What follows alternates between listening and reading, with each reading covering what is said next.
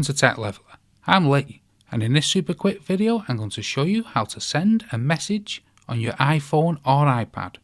So the first thing you want to do is open up the messaging app here in the very bottom of the iPhone or iPad.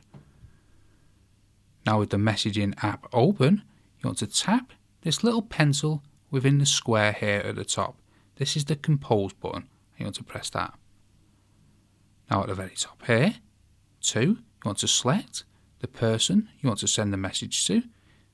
If they're on the iPhone, you can actually put an email in, or the phone number.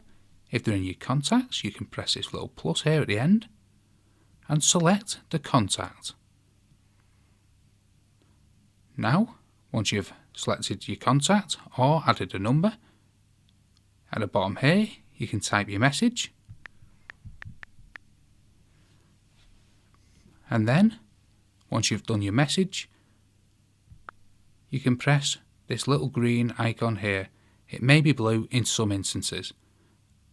And that's how to send a message on your iPhone or iPad. Hope you found that video helpful. If you did, smash the like, smash the subscribe, and most of all, thanks ever so much for watching.